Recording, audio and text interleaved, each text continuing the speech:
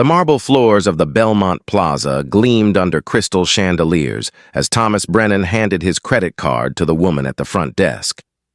At 38, he still turned heads with his dark hair and confident smile. The woman clinging to his arm certainly seemed impressed. "This place is gorgeous," Nina breathed, her burgundy dress catching the light as she pressed closer to him. At 26, she was young enough to be dazzled by luxury hotels and expensive dinners. "I can't believe we're staying here." "I promised you the best," Thomas said, squeezing her hand. "Nothing but the best for you." The receptionist in her green blazer smiled professionally as she processed his card. "Welcome to the Belmont Plaza, Mr. Brennan. We're so pleased to have you with us this evening." Thomas barely glanced at her, too focused on Nina's excitement and the prospect of the evening ahead. His wife Jennifer thought he was in Chicago for a business conference. She always believed his travel stories, never questioned the late-night calls or weekend trips. After 12 years of marriage, she trusted him completely. That trust had made his double life remarkably easy. "Your room is ready," the receptionist said, sliding a key card across the counter. "However, I should mention that our new owner is meeting with guests this evening. She likes to personally welcome everyone staying with us during her first week." "New owner?" Thomas asked, only mildly interested. "Yes, sir. The hotel changed hands just 3 days ago. Quite exciting for all of us. She should be here any moment." Thomas took the key card, eager to get upstairs. Nina was already pulling him toward the elevators when a voice stopped him cold. "Thomas," one word, just his name. But it was spoken in a voice he knew as well as his own. He turned slowly, his stomach dropping, and found himself staring at his wife. Jennifer stood 10 feet away in a navy blue suit that he had never seen before. Her dark hair was pulled back elegantly, and she wore the kind of confident expression he associated with boardroom executives, not with the woman who usually greeted him at home in casual clothes and an apron. "Jennifer?" His voice came out strangled. "What are you doing here?" "I own this hotel," she said calmly, walking toward him.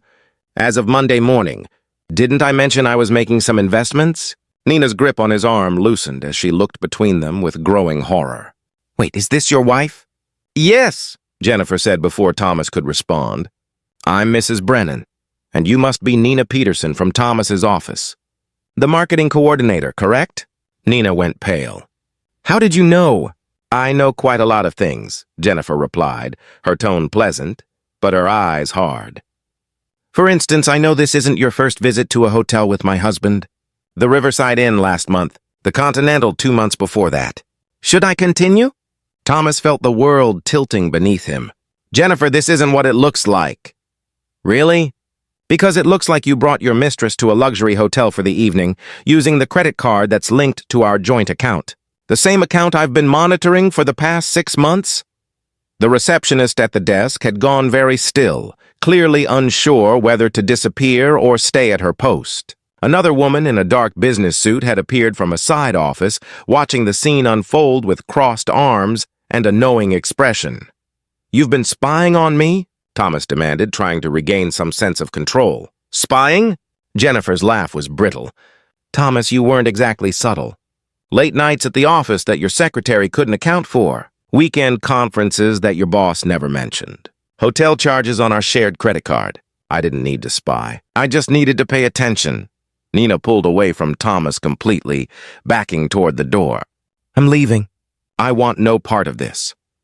"Please don't leave on my account," Jennifer said, her voice stopping Nina mid-step.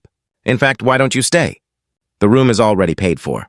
Enjoy the spa, order room service, take advantage of the amenities. Consider it compensation for your time." "Jennifer, what are you doing?" Thomas hissed. "I'm being generous," she replied. "Nina here didn't break any vows. You did. She deserves a nice evening even if you don't." Nina looked between them, clearly torn between escape and the lure of a free luxury hotel room. Finally, she grabbed the key card from Thomas's hand. "I'm sorry, Mrs. Brennan. I really didn't know he was married." "I believe you," Jennifer said, and there was genuine sympathy in her voice. "He doesn't wear his ring when he travels, does he?" Nina shook her head, tears in her eyes, and fled toward the elevators. Thomas watched her go, then turned back to his wife. "Can we talk about this somewhere private?" Of course. My office is just through here. Jennifer gestured toward the side door, where the other woman in the suit still stood. That's my attorney, by the way, Margaret Chen. She's been very helpful over the past few months. The attorney nodded coolly at Thomas. Mr. Brennan. Jennifer's office was elegant and professional, with a large desk and windows overlooking the city. The attorney followed them in and closed the door, taking a seat in the corner with a leather portfolio. How long have you known? Thomas asked, too shocked to think of anything else to say. About Nina specifically? 2 months. About your affairs in general? Almost a year. The first one was Stephanie from accounting, wasn't it? Then that woman you met at the industry conference. I stopped keeping exact count after the 4th one. Thomas sank into a chair. If you knew for a year, why didn't you say anything? Because I needed time to prepare, to document everything, to make sure that when I was ready to end this marriage, I would do so from a position of strength. Jennifer sat behind her desk, every inch the successful businesswoman. While you were busy betraying me, I was busy consulting with divorce attorneys, forensic accountants, and business advisors. What are you talking about? I'm talking about the fact that our house is in my name only. My parents insisted when we bought it. The investment accounts we share were funded primarily by my inheritance. The car you drive is registered to me, and as of Monday, I own this hotel along with 2 other properties in the city. Thomas felt panic rising. You used your inheritance money without telling me? I used my inheritance money on my investments, just like you used our credit cards on your mistresses. The difference is that my investments are legal and legitimate. The attorney spoke for the first time. Mr. Brennan, you'll be served with divorce papers tomorrow morning. Given the documented evidence of adultery and the financial trail my client has compiled, I suggest you hire competent counsel. Evidence? Jennifer opened a drawer and pulled out a thick folder. Hotel receipts, credit card statements, text messages, emails, photographs. 6 months of documentation. I hired a private investigator in February. You'd be surprised how much evidence accumulates when someone isn't being careful. You hired a private investigator? I did. I also consulted with 3 different divorce attorneys before choosing Margaret. I reviewed 12 years of financial records. I calculated exactly what I'm entitled to and what you're entitled to. And I came to a realization. What realization? That I don't need you. I never did. You convinced me that supporting your career was more important than pursuing my own. That being your wife was enough, but it wasn't. I gave up a promising career in hotel management to follow you around the country for your job. I put my dreams on hold while you chased yours. And this is how you repaid me. Thomas felt genuine shame for perhaps the first time. Jennifer, I'm sorry. I know I've made mistakes. Mistakes? Her voice rose slightly, the first crack in her professional demeanor. Thomas, mistakes are forgetting anniversaries or leaving dishes in the sink. What you did was make a choice, over and over again. You chose to betray me. You chose to lie to me. You chose to disrespect our marriage and everything we built together. Can't we try to work this out? Counseling or something? No, I'm done, Thomas. I spent months being angry, being hurt, being heartbroken, but somewhere along the way I realized something important. Your betrayal freed me. It showed me that the life I was living wasn't the life I wanted. So I took the money my parents left me, the money you kept trying to convince me to invest in your business ventures, and I invested in myself instead. By buying hotels? By buying my future. By becoming the person I was always meant to be. By building something that's mine, that no one can take from me. Margaret stood, handing Thomas a business card. My contact information. Have your attorney reach out. Mrs. Brennan's terms are outlined in the divorce petition you'll receive tomorrow. I'd advise you to review them carefully. What terms? Jennifer answered. You can keep your car, your retirement account, and your personal belongings. I keep the house, the investment portfolio, and my businesses. You're responsible for your own debts, including the credit card bills from your various trysts. And we split custody of our social circle. I'm sure they'll all be very interested to hear why our marriage ended. You'd tell everyone? I won't have to. Word is already spreading. Hotels talk, Thomas. Front desk staff, managers, concierges. They all know each other. By tomorrow morning, everyone will know that Thomas Brennan brought his mistress to a hotel owned by his wife. It makes quite a story. Thomas stood, trying to salvage some dignity. You planned all of this. The hotel purchase, being here tonight. This was all revenge. No, Jennifer said firmly. Revenge would be destroying you. This isn't about you at all. This is about me finally putting myself first. The hotel purchase was a sound business investment. The fact that you chose to bring Nina here was just fortunate timing. Fortunate for you. Yes, it was. It gave me the perfect opportunity to tell you face to face that I'm done. That I've moved on. That I'm not the woman you left at home anymore. Thomas walked to the door, then paused. What happens now? You leave. You find somewhere else to stay tonight because you're no longer welcome at our house. I've changed the locks. Your belongings are in storage. And tomorrow, you start dealing with the consequences of your choices. Jennifer, please. It's Mrs. Brennan. Or better yet, it's Ms. Whitmore. I'm taking my maiden name back. Jennifer Brennan is gone. She was too trusting, too willing to overlook things, too ready to believe the best in people. Jennifer Whitmore knows better. Thomas left the office, walking through the beautiful lobby that was now owned by the wife he had betrayed. The receptionist at the front desk didn't meet his eyes. The doorman held the door open in silence. Everyone knew. Everyone had witnessed his humiliation. As he stood on the street outside the Belmont Plaza, his phone buzzed with a text from Nina. I'm sorry, but I can't be involved in this. Please don't contact me again. Another buzz. This is Jennifer. I've canceled the credit card you used for the hotel. You'll need to find your own way home.